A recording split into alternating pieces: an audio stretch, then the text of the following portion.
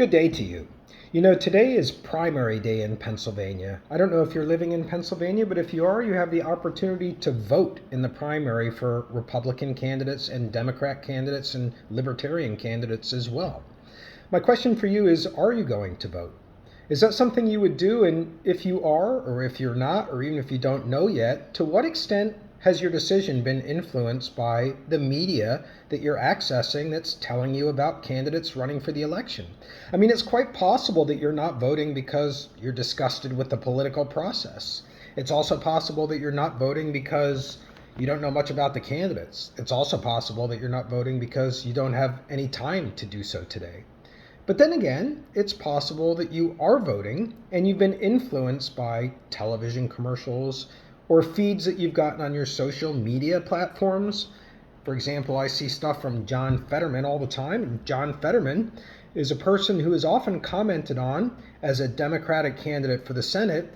He's often commented on about his looks, about how he's 6'8" and he has a goatee and he has tattoos of people who were killed when he was the mayor of Braddock. Also add to that he had a stroke a couple days ago and he's in the news right now. And it's a curious question, is it not, why his size is being talked about in the context of the value of him as a political candidate? Because size doesn't matter, right? But that's what's talked about. And yet, would size be talked about if we didn't have television and we didn't have social media? If all we had was newspapers, for example, would his size be talked about? Probably not. It's the visualness of his size that makes him a news story.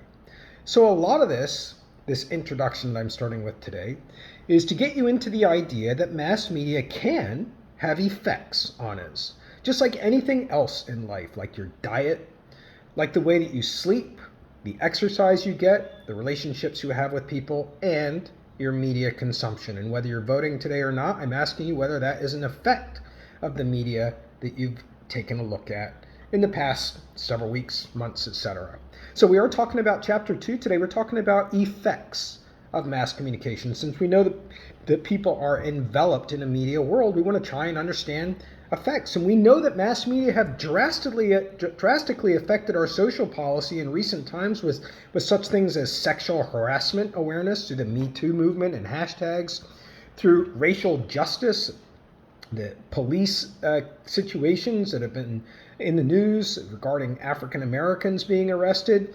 We also know that marijuana has been legalized when it was completely illegal just 20 years ago. So much has changed, and how have the media had an impact on that? So that's what we're taking on today. We're taking on, first though, that mass media has given rise to mass society. Mass media has given rise to mass society. Let's dig in now to a time period that's going to lay the foundation for this statement that mass media have given the rise for mass society. I'm talking about industrialization. I'm talking about industrialization in the 1800s. Industrialization is when factories started to be built in big cities in the United States and elsewhere. And in those factories, goods started to be produced. And that caused a whole change in the structure of American society. It's even called the Industrial Revolution because of it. Because the change that occurred was prior to industrialization, most Americans were living on farm in rural places. You can take a look at the photograph I sent around in the email link today to see what that would have looked like. No power lines, no indoor bathroom, no vehicles, you've got a horse in the front. And in those kinds of rural settings, your occupation was pretty much determined for you by the time that you were born. If your dad was a cooper, a barrel maker, that means you're probably going to be a barrel maker. If your mother was a homemaker, that probably means you're going to be a homemaker. And you relied on your community really for your values throughout life. You would consult with your local educators, you'd know the shop owners, you'd know all of your neighbors, perhaps you would be involved with church or other community organizations. And that was life. That all got changed, though, with industrialization because people started to move to the cities for work. And when they moved to the cities, they just started to see that they were cut free, in a way, from the bond of the previous situation they were in of having to become somebody whether they wanted to or not, career-wise. Now they were living in anonymous settings, in apartment buildings, around people they had never seen, and they had extra disposable income. And so what happens in that environment is family, church, and community, they start to lose their influence on influencing people's decisions. And what takes the place of that? Mass media. Early on, it's going to be books, and then newspapers, and then radio, television, and then today the internet. Mass media stepping in place of other people who would be guidance counselors in a way to us throughout our lives.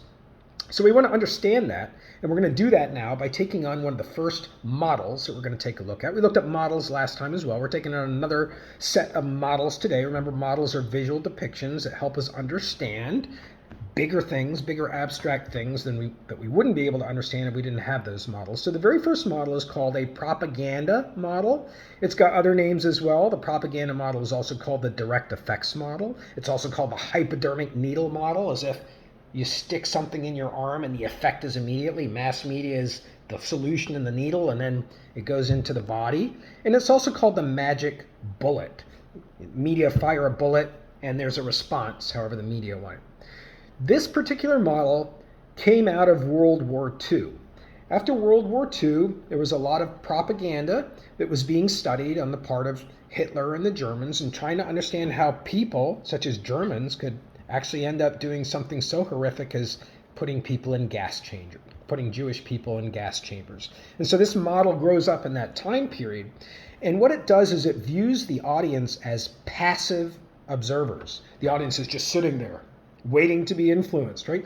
That's the propaganda model, the direct effects model, the hypodermic needle model. The method for gathering data to understand whether this model is in play or not is quantitative research. In other words, surveys, public opinion polls. You see opinion polls right now for the election. If you look at the Pennsylvania state primary, you can look at the candidates who are supposedly in the lead because of polls. And then to what effect are those polls going to influence people? You have a candidate on the Republican side, Kathy Barnett, who has surged into a tie with the other two leading contenders. And can you say that part of the reason she surges is because mass media are reporting that she's surging, right? So we take a look at that by measuring people's opinions and attitudes through public opinion polls. And this kind of research says that if mass media come out, it's going to have a direct impact on the audience. They're not really going to have control over their own feelings and beliefs because they are passive observers. You can take a look at a link that I sent to a famous film that was produced in a combination of church-associated groups and quasi-government groups in the 1920s. It was called Reefer Madness. Take a look at this film, Reefer Madness, and how it depicts people who are smoking marijuana. It depicts them, among other things, as going crazy and insane and jumping out of windows and murdering people.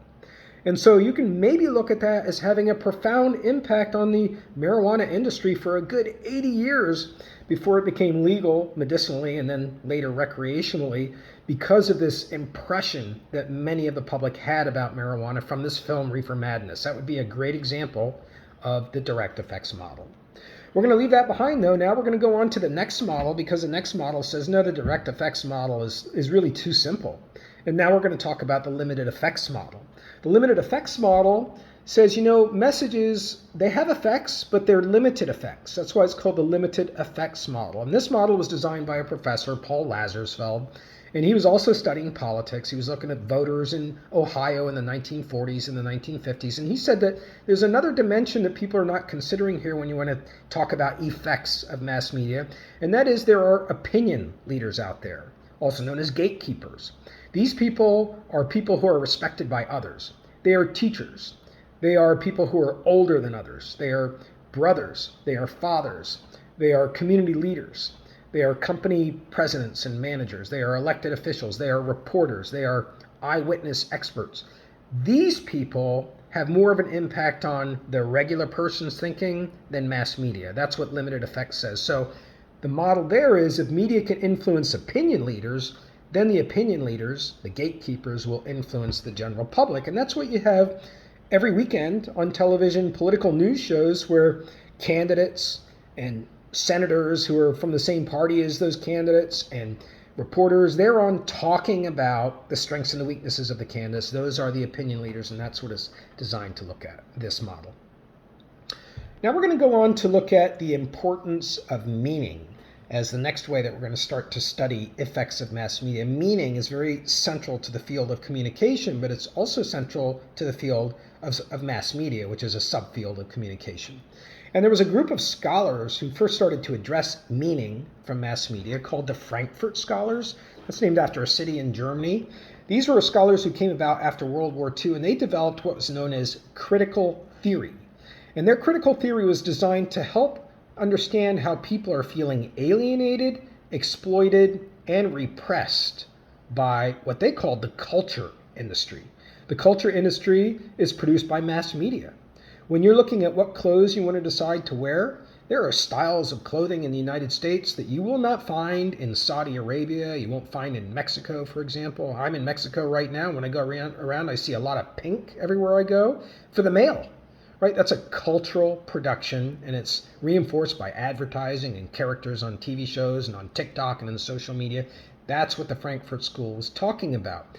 And many of the scholars were actually Marxists who are looking at the exploitation of workers and treating of people as things rather than people. Just like when you go on the internet and you type anything today, you're working for free because all that big data you're supplying is going to Facebook, Google, Amazon, and elsewhere, and they're making billions of dollars, but they're not paying you a cent, even though you're creating all of the product that they are selling.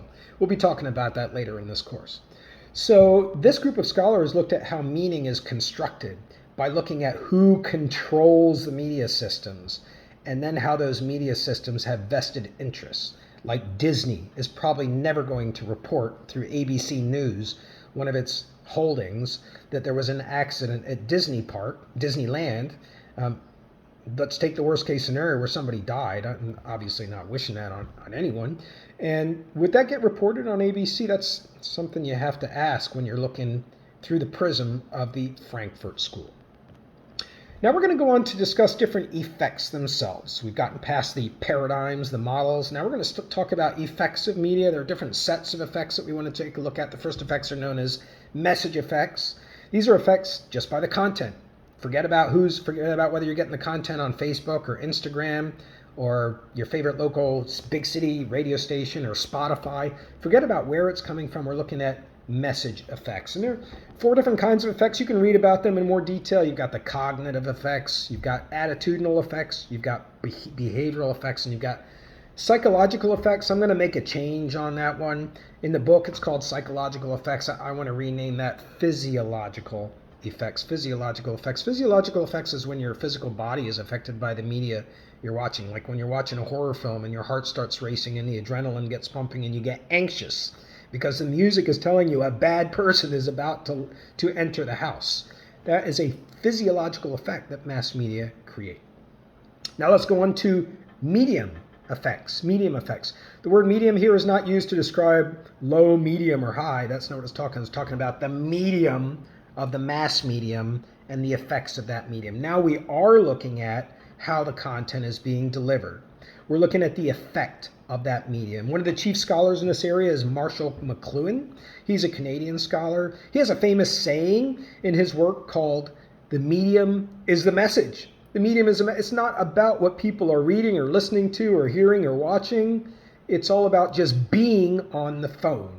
And that's why when you come out of class, you've spent that 45, 50 minutes, an hour and 15 minutes without looking at your phone, maybe. And you come out of class, it's like you got to be on your phone to be secure. That's what's connecting you. That's what the phone has done. It's entered into our lives, and it's made us feel we've got to be holding that thing in our hand to feel secure. That is an effect of the medium. Marshall Mcluhan was very big on talking about medium effects. It's like having to have the TV on to go to sleep. You know, it doesn't really matter what you watch. It's all about being on that TV so you can go to sleep. Finally, we're taking a look at, not finally, we have 2 more, but the third effects here is ownership effects.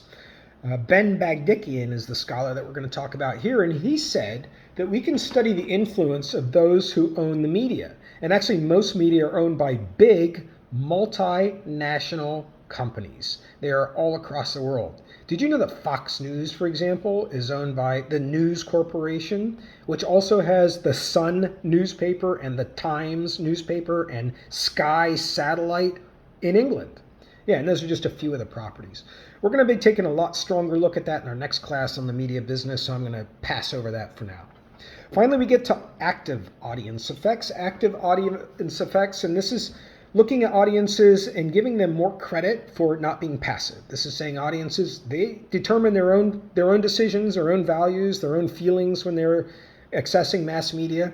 And we're going to say that they do this because we're looking at their geographics, we're looking at their demographics, and we're looking at their psychographics. What are those? Geographics is where they are living. Somebody who's living in Maine, in New England, it might be much more likely to be open to purchasing a cruise on a cruise ship in the Caribbean that they saw an advertisement for on social media because of where they live. Whereas somebody living in Ecuador, not so much, right? Warmer climate and not as much wealth to spend on a cruise, and they have that kind of natural beauty off the coast of Ecuador anyhow. We also look at demographics. Demographics are facts about the audience. The most common facts that we take a look at are the age and gender of an audience. We know, for example, that women are generally going to be more inclined to be interested in the Me Too movement. Not that men aren't inclined, but women, because it affects women, sexual harassment more than men in the workplace. So that's by virtue of them being a female, that's a demographic that can come into play with how media messages affect them. And then we've got psychographics, and psychographics are the way that people feel and believe. And those are sometimes determined by demographics, and sometimes they're independent of demographics. You can just flat out not like a song by Celine Dion or Ariana Grande, just picking random names. You can just not like it and not know why you don't like it, or maybe you do know why you don't like it, but the fact that you don't like it, that's a psychographic that's taken a look at under active audience effects. Now we're going to go on to describing some theories of media and society that try to get at how media affect people in a grander scale, not individually, but across the nation in pockets of society, so to speak. And we've got a functional analysis that does that first as a theory of media and society. And the functional analysis says media perform functions for us. We use media like tools, right? Like you want to cut a loaf of bread, you take out a knife. The knife would be like media. So under a functional analysis, we use media for things like surveillance. Like it's actually, according to Marshall McLuhan, when you watch TV, and this would be the case for using your cell phone, it's like the phone is not just showing you things, it's like the phone is extending your eyesight. It's taking you out of your house and putting you in Ukraine. It's taking you out of your house and putting you in Buffalo. It's taking you out of your house and putting you somewhere else. It's extending your eyes and your ears. That's what surveillance is all about. When you use the Weather Channel, you're extending your eyes to the west to see what storms are coming this way. We've also got correlation. Correlation is a function that the news provides. It basically orders the events for us so that we know what's important. So ordering events, when you look at television news from Philadelphia, what's the first story going to be? It's probably going to be a fire or a crime, because that's what TV news tells well. A fire is a really dramatic and very visual thing to take a look at. Not so much on radio, right? It's a limitation of the radio medium. But in television, fire makes a lot of sense. And so if you do that, you may say, the number one problem in Philadelphia right now is fires and guns. That might be your conclusion, and you might be right, but the point is the newscasters are not putting those stories at the end. By ordering the newscast and putting certain things ahead of other things, they are saying this is what is more important than other things. Next up, we have the function of socialization and the transmission of culture from one generation to the next. That's how we carry on traditions. Speaking of Philadelphia, maybe you know about the Mummers Day Parade, which takes place on January the 1st. And that's where you have a Polish tradition, and people are dressed in elaborate costumes with feathers and big headdresses, and they dance down the street on New Year's Day to celebrate the bringing in of the new year. How do you know about that? If you're not Polish, how do you know about that? You know about that because you grew up in Philadelphia and you watch the Mummers Day Parade every year. That's socialization and transmission of culture. And then finally, we've got the entertainment function, where people are just flat out wanting to escape. We saw a whole lot of that during the pandemic and binge watching on Netflix and other places. That's just seeking media to help you escape so that you can be entertained. So that's the functional analysis. Another kind of way of understanding media and society from a theoretical perspective is the agenda setting theory. The agenda setting theory is very similar to the socialization function, so I won't spend a lot of time on that, but basically we can understand the agenda setting theory as this. The media tell you not what to think. The media tell you what to think about. And so right now you're not thinking about a new park that is being installed in your town. You're not thinking about that Pennsylvania has a budget surplus for the first time in years, probably because the media are not covering that. What you are thinking about is the massacre in Buffalo. What you are thinking about is inflation. What you are thinking about are a bunch of other things that the media are profiling on a daily basis. That's what agenda setting is all about. Next up, we have social learning theory. Social learning theory says that we learn about how to act by watching media. Like, how do you know to hold a door for somebody, or to say please or thank you, or how fast to walk, or how to wave to somebody? I'm always amazed when I come back from Mexico and I walk down the street in Pennsylvania and people look away. They don't look you in the eye, generally speaking, and give a big smile, whereas in Mexico, you see somebody, you smile, you wave, because if you don't smile and wave, you're not wishing them good health. So a smile and a wave is wishing people good health. It's a cultural tradition in Mexico. But you can see how mass media are going to reinforce that or not reinforce it, as is the case in Pennsylvania. And that's where social learning comes into play. Next up, we have uses and gratifications. That's an unusual combination of terms, isn't it? Uses and gratifications. This is another theory. It's actually a tradition of research that's very long. I wrote my master's thesis, very long in the field, I should say, long established. I wrote my master's thesis using the uses and gratifications approach. It basically says that people who are accessing media, they know what they want, and they are seeking out media to be gratified in certain ways. And the audience is actually very active. Like if the audience wants to be relieved of emotional pain from a breakup, they'll go watch a drama or a comedy to do that, to get them out of their funk. That's what uses and gratifications is all about. And then lastly, we have the theory of symbolic interactionism. Symbolic interactionism, this is the idea that our interactions are based on the language of symbols in our language. And that's what holds us together. I'm using English right now, but I could be using Español. Yo hablo español, poquito español, no mucho español. Yo sé 100 palabras. I just said I know 100 words in Spanish, maybe. I can get by, but I'm using English right now, and English is going to have its own structure of meaning to it just by virtue of how the language is constructed. For example, if I want to say I love you in English, I'm going to say I love you. And what's happening there is I am doing something to somebody else. I am loving, that's an action, to somebody else. I'm acting upon somebody else. You want to say I love you in French, you say je t'adore, je t'adore. In the French construction, you're saying I, you, love. So you're literally putting the you and the other person together in the sentence. The I, you is together in the sentence right next to each other, and then after comes the emotion that describes both of you when you are together. Spanish is different yet. It's te amor. It means love you. So you're not even in the picture. It's a selfless expression in Spanish. You're just saying there's love and it's for you. And that's what symbolic interactionism looks at. It looks a lot at how the language of media cultivates the way that we think. One of the chief researchers in this area is a University of Pennsylvania ex-professor, George Gerbner. He had this cultivation analysis side of research, which is a branch of symbolic interactionism.